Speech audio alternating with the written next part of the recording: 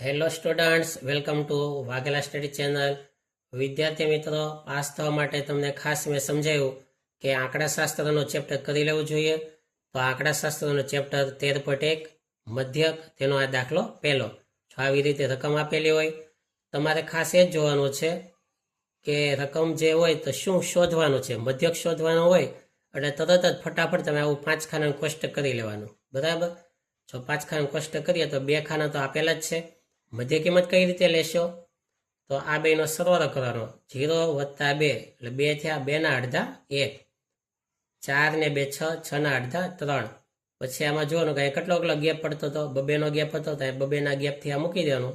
1 પછી 3 5 7 9 11 13. પછી યુઆઈ અહીંયા વચ્ચે એ ધારવાનો, એ સામે 0 લેવાનો, ઉપર બધા માઇનસ લેવાના, -1 -2 -3, નીચે બધા પ્લસ લેવાના, 1 2 3. પછી અહીંયા છે એફઆઈ યુઆઈ. એફઆઈ એટલે કે આ ખાનું, યુઆઈ એટલે કે આ ચોથું ખાનું. બીજા અને ચોથા ખાનાનો ગુણાકાર કરવાનો. જો 3 એકા 3, બધું 4, 1 એકા 1, 5 ગુણ્યા 0 તો 0, 6 એકા 6, બધું 4, 3 તેરી 9. હવે માઇનસનો ટોટલ કરીએ તો 3 ને 4 7 ને 1 8 થાય. પ્લસનો ટોટલ કરીએ તો 6 ને 4 10 ને 9 19 થાય. તો પ્લસ 19 આવ્યા, માઇનસ 8 આવ્યા. 19 માંથી 8 જાય તો 11 વધે. હવે આપણી પાસે આ 4 વસ્તુ આવી ગઈ. એમાં 7, એચમાં જેટલો ગેપ પડે છે તે 2 નો ગેપ પડે છે એટલે એચમાં 2.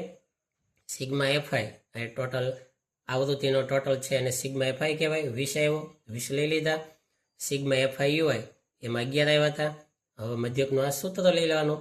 x બાર બરાબર a plus sigma FI UI છેદમાં સિગ્મા એફઆઈ ગુણ્યા h. હવે એમાં લેવાના છે 7, સિગ્મા એફઆઈ એમાં 11 તો 11 લીધા. સિગ્મા એફઆઈમાં 20 હતા તો 20 લીધા, ગુણ્યા h એટલે કે 2 લીધા. છેદ વડે 2 દાણ 20, 10, 11 ને છેદમાં 10, 10 લીધે પોઈન્ટ કાપીએ તો 1.1 આવ્યા. 7 ને 1 8, 8.1. તો આ રીતે મધ્યકના દાખલા ખૂબ જ ઇઝી રીતે તમે ગણી શકશો. Thank you very much.